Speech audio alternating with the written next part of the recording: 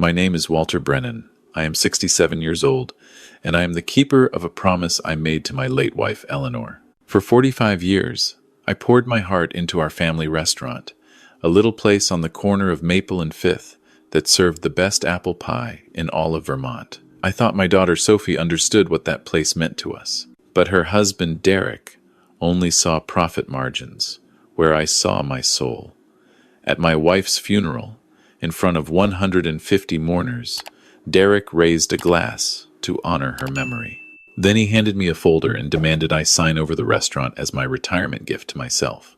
When I refused, he grabbed my arm so hard I stumbled into my wife's memorial table, knocking over her photograph. The sound of breaking glass was the only thing you could hear in that suddenly silent room. I didn't raise my voice. I simply picked up her picture, brushed off the shards, and looked at my daughter's horrified face. Then I walked out into the cold November rain. That night, I didn't call the police. I went to our bedroom closet and pulled out a small cedar chest my wife had left me. Inside was a key, a flash drive, and a business card with a handwritten phone number. I made the call she told me to make if the worst ever happened. Before I continue this story, I'd love to know where you're watching from. Drop your location in the comments below. And please hit that like button and subscribe if you've ever had to protect something precious from greed. Derek thought he was dealing with a simple old cook. He believed my hands, calloused from decades of kneading dough and flipping skillets, were signs of a man past his prime. But to understand the power Eleanor left me, you need to understand the quiet war that began the week before her funeral. It started at the hospital. Eleanor was in her final days, and I hadn't left her side in nearly a week. The cancer had spread faster than the doctors predicted, stealing her away piece by piece. But even then, even with tubes in her arms and monitors beeping their steady countdown, her eyes were sharp. She had always seen people more clearly than I did. Derek came to visit on a Tuesday afternoon. He walked in carrying a bouquet of grocery store flowers, still wearing his expensive suit from whatever deal he'd been chasing that morning. He kissed Eleanor's forehead, the gesture mechanical, rehearsed. Then he sat down across from me, his smile wide but his eyes calculating. "Walter," he said, leaning forward like we were old friends discussing a fishing trip, "I've been thinking about the future, about what happens after." He glanced at Eleanor, who appeared to be sleeping. She deserves to know her legacy is in good hands. I felt my jaw tighten. "What do you mean by that?" He pulled out his phone and showed me a screen full of numbers. "The restaurant," he said. "It's a beautiful property, but let's be honest, it's underperforming. Prime real estate like that, right downtown, we could sell it to a developer for 3, maybe 4 million. Set you up for a comfortable retirement. Take care of Sophie." He always used Sophie's name when he wanted something. He used it like a shield and a sword. I looked at my wife. Her eyes were closed, but I noticed her hand had moved slightly, her fingers curling into the bedsheet. She was listening. "The restaurant isn't for sale, Derek. It never will be." He laughed, a patronizing sound that made my skin crawl. "Come on, Walter. You can't run that place forever. You're almost 70, and with Eleanor gone, who's going to help you? Sophie has her own life, her own career. She can't be tied down to a kitchen." I stood up slowly, my knees aching from too many hours in that plastic hospital chair. "I think you should leave now." His smile didn't waver, but something flickered in his eyes, something cold. "We'll talk again," he said, "after the funeral, when you've had time to think clearly." He left without saying goodbye to his mother-in-law. I watched him go, this hollow man in his tailored suit, and I felt a chill that had nothing to do with the hospital air conditioning. That night, Eleanor woke me with a gentle squeeze of her hand. "Walter," she whispered, her voice barely audible. "The cedar chest. In our closet, behind my winter coats." I knew the one. I'd helped her carry it up to our bedroom years ago, but she'd never told me what was inside. Some old memories. She'd always said with a mysterious smile, "Nothing important. Open it," she said.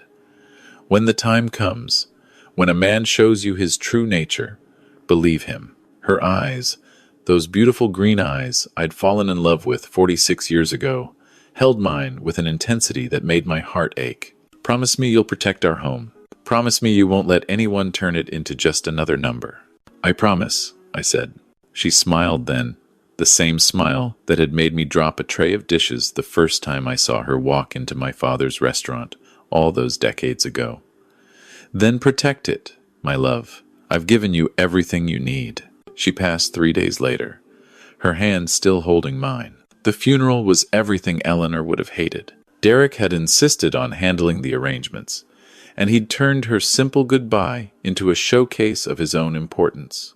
The flowers were ostentatious, the catering was from some trendy fusion place in Burlington, and the guest list included a dozen people I'd never seen before, business contacts of his, who'd never met my wife.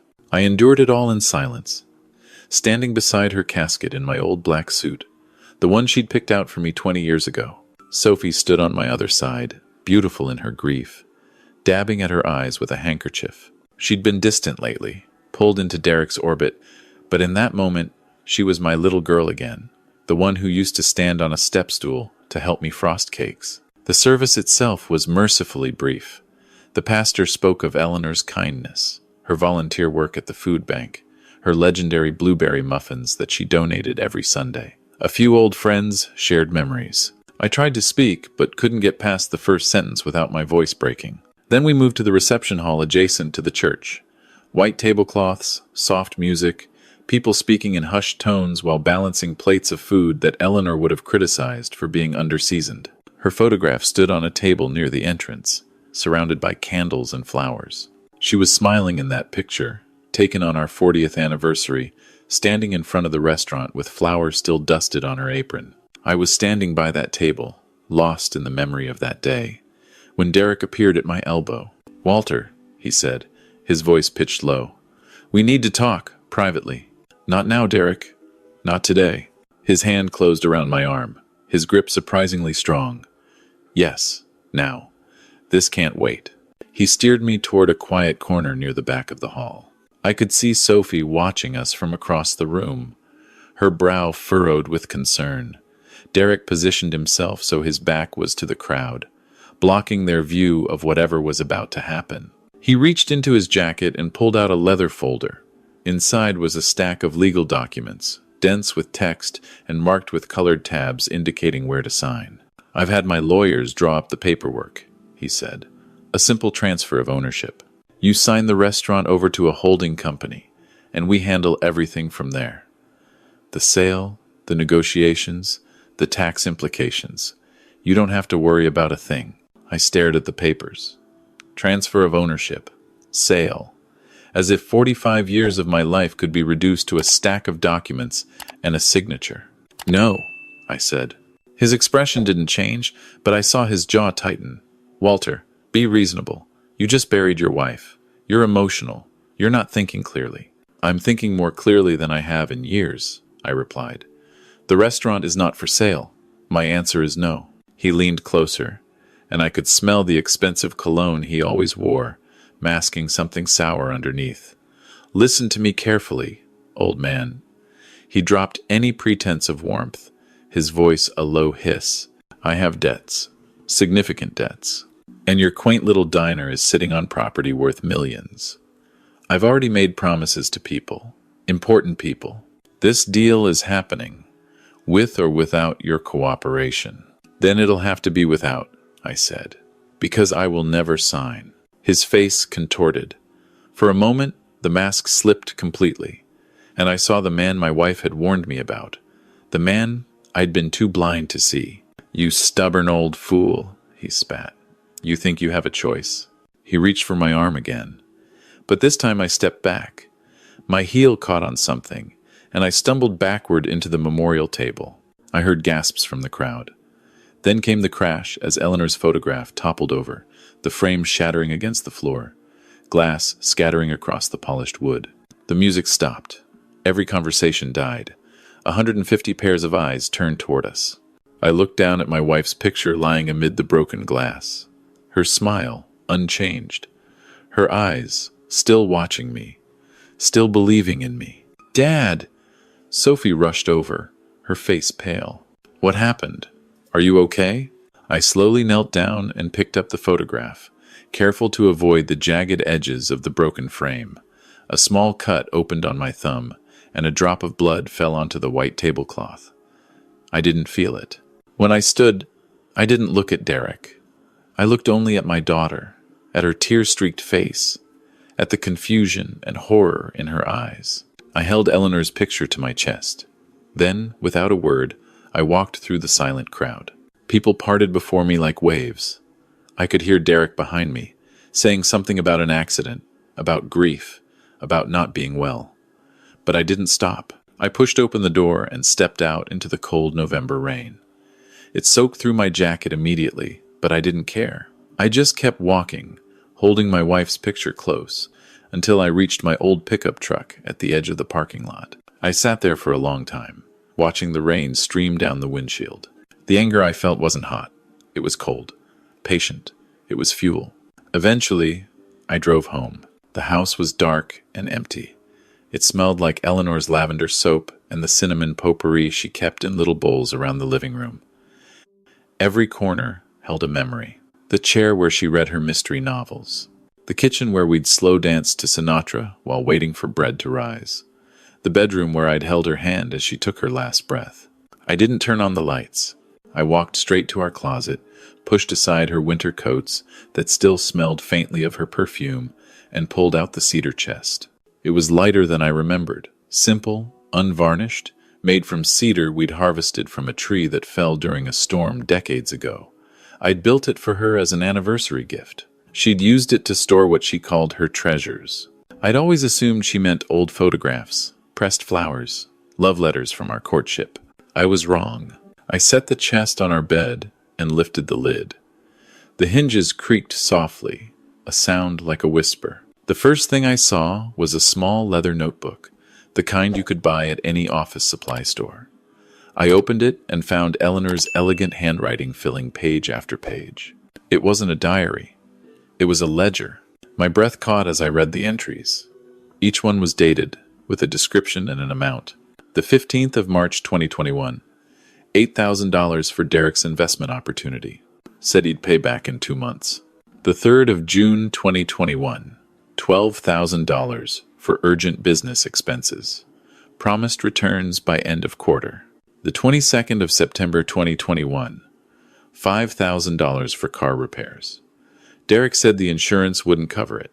Page after page, the same story repeated. Emergency after emergency. Promise after promise. None of them kept. On the final page, she'd circled the total in red ink. $93,000. Nearly $100,000.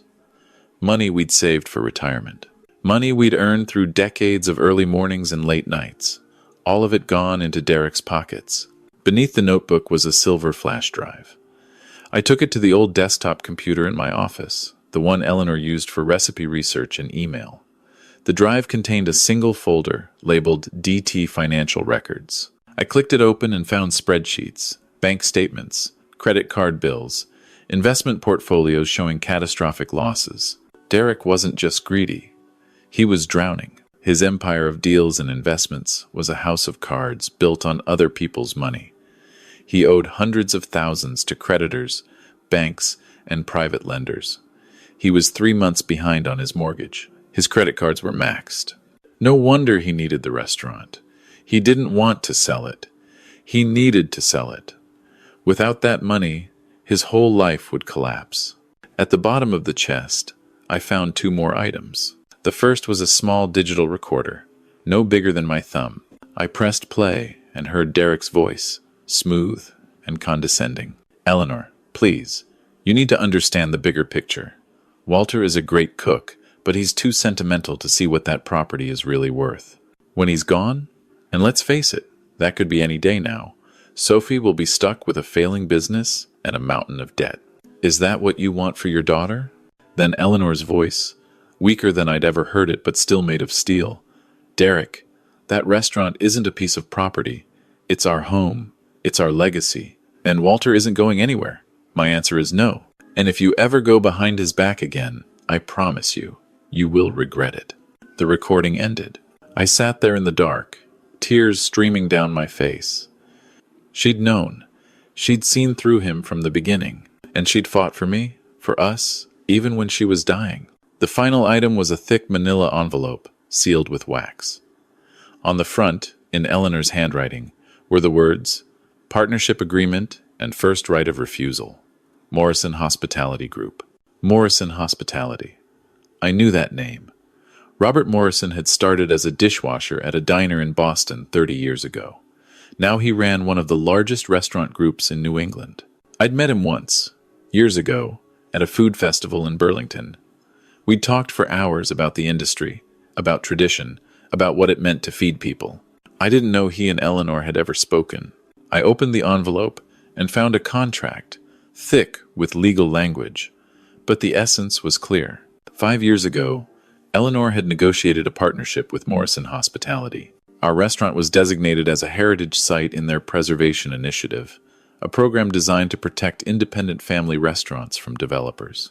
In exchange for maintaining our original character and recipes, Morrison had invested in updating our kitchen equipment and training our staff. But that wasn't the genius part. The contract included a clause that made my heart stop. If ownership of the restaurant was ever transferred, sold, or conveyed to any individual not bearing the Brennan name without written approval from Morrison Hospitality, they had the exclusive right to purchase the property at a pre-negotiated price. In other words, if Derek ever got his hands on the restaurant, he couldn't sell it to his developers. The moment the deed changed hands, Morrison's clause would activate, and Derek would be forced to sell to them for a fraction of what he'd promised his creditors. Eleanor hadn't left me a shield. She'd left me a sword. I called my lawyer, Frank DeLuca, at 6 a.m. the next morning. He'd been my attorney for 30 years, and Eleanor's friend for even longer. When I explained what I'd found, he was silent for a long moment. "My God, Walter," he finally said. Eleanor was playing chess while the rest of us were playing checkers. He came over that afternoon. We spread everything out on my kitchen table. The ledger, the financial records, the recording, the contract. He examined each piece with the meticulous care of a surgeon. "This is airtight," he said finally. "The Morrison agreement is filed with the county and registered with their corporate office. There's no way around it." He tapped the contract. "And this recording, this ledger, they establish a clear pattern of financial manipulation and elder abuse. Derek didn't just try to swindle you, Walter. He systematically drained your retirement savings while your wife was dying of cancer. So what do we do?" Frank smiled, a cold expression I'd never seen on his gentle face. "We make a phone call." He reached out to Morrison Hospitality's legal team that afternoon. The message was simple. The central property in their Vermont Heritage Initiative was under threat from a hostile party. They responded within the hour. What I didn't know then was that Morrison Hospitality had been watching Derek for months. His failed investments had rippled through the New England business community, leaving a trail of burned partners and broken promises. When they learned he was connected to our restaurant, they'd quietly begun building their own case. Our call was the final piece they needed. 2 weeks later, I was sitting in a conference room on the 23rd floor of a glass tower in Boston. Frank sat beside me, his briefcase full of evidence. Across from us sat Robert Morrison himself, a man in his 60s with kind eyes and calloused hands that told the story of where he'd come from. The door opened, and Derek walked in. He looked terrible. His suit was wrinkled, his tie askew, dark circles under his eyes. The arrogant man who'd knocked over my wife's photograph looked like he hadn't slept in days. He froze when he saw me. "What is this?" His voice cracked. "Walter, what are you doing here?" Robert Morrison stood. "Mr. Thorne, please, sit down." Derek didn't move. His eyes darted from me to Morrison to Frank to the stack of documents on the table. The color drained from his face as understanding slowly dawned. Robert Morrison spoke first. "Mr. Thorne, I'm going to be direct. We've been made aware of your attempts to acquire Brennan's restaurant through manipulation and financial pressure of its owner. We've also been provided with extensive documentation of your," he paused, choosing his words carefully, "financial difficulties." Frank opened his briefcase and began laying out the evidence. The ledger of unpaid loans, the spreadsheets showing Derek's crushing debts, the recording of him trying to manipulate a dying woman. Derek's hands were shaking. "You can't. This is private. You have no right." "We have every right," Robert said calmly. Mrs. Eleanor Brennan was a partner of this company. Her restaurant is a cornerstone of our heritage initiative. And you, Mr. Thorne, attempted to fraudulently acquire a property that was already bound by a legal agreement you knew nothing about. He slid a document across the table. This is a summary of your outstanding debts to various financial institutions. As of this morning, Morrison Hospitality has acquired all of them. Derek stared at the paper. His mouth opened and closed, but no sound came out. Your assets are frozen, Robert continued. Your employment with every company connected to our network is terminated, and our legal team will be coordinating with local authorities regarding potential charges of elder abuse and financial fraud. I spoke for the first time. Derek. He looked at me, and for the first time, I saw fear in his eyes. Real fear. You called me a stubborn old fool, I said quietly. You said I wasn't thinking clearly. But my wife saw you. She saw what you were from the very beginning, and she spent the last years of her life making sure you could never destroy what we built. I stood up, and Frank gathered the documents. I'm going home now, I said. To my restaurant. To the life my wife and I built together. And you are never going to be a part of it again. I walked out without looking back. The weeks that followed were quiet. Frank handled the legal matters. Derek's world collapsed piece by piece, his creditors circling like vultures. I heard through the grapevine that Sophie had filed for divorce. I didn't reach out to her. I wanted to. Every day, I picked up the phone and put it back down. She needed to find her own way back. One December morning, I was in the restaurant kitchen, kneading dough for the day's bread. It was early, barely 5 a.m., the time I loved best. The world was quiet, and the kitchen smelled of yeast and warmth and possibility. I heard the back door open, soft footsteps on the tile floor. I looked up and saw my daughter standing in the doorway. She was thin, her clothes hanging loose on her frame. Her eyes were red-rimmed, her hair pulled back in a simple ponytail. She looked exhausted and broken and beautiful. Dad, she whispered, can I come in? I didn't say, I told you so. I didn't say it's okay. I just opened my arms. She ran to me and buried her face in my chest, sobbing the way she had as a little girl when she'd scraped her knee or lost her favorite toy. I held her, my hands still covered in flour, and let her cry. I'm so sorry, she finally managed. I was so blind. I believed him. I believed everything he said. And I let him hurt you. I let him hurt Mom. I smoothed her hair, the way Eleanor used to do. Your mother forgave you a long time ago, I said softly. She knew you'd find your way back. Sophie pulled away, wiping her eyes. How? How could she know? I smiled. Because she knew you. She knew the girl we raised. The girl who used to help me frost cakes on Saturday mornings. That girl was still in there, just a little lost. I walked to the shelf where I kept Eleanor's old apron, the one with the faded strawberry print. I held it out to Sophie. She looked at it, then at me. Her lower lip trembled. The kitchen forgives, I said. It doesn't remember the burnt batches or the fallen soufflés. It only cares about what you're willing to make today. She took the apron with trembling hands. Slowly, she tied it around her waist.